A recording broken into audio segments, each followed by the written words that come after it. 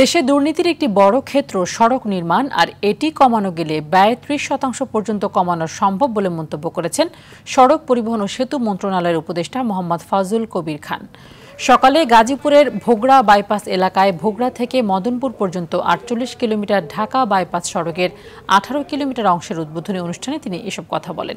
এ সময় বিদেশিদের উপর নির্ভরতা কমিয়ে দেশে দক্ষ প্রকৌশলী তৈরির আহ্বানও জানান উপদেষ্টা।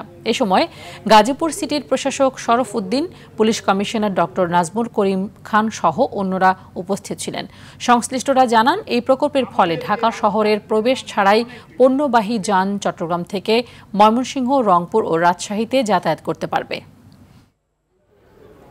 আমাদের যে রাস্তার নির্মাণ ব্যয় অনেক বেশি, এটা কিন্তু কমাতে হবে। এটা আমাদের যে আশেপাশের দেশ, সেসব দেশের তুলনায় আমাদের রাস্তা নির্মাণের ব্যয় অনেক বেশি, এগুলো কমাতে হবে।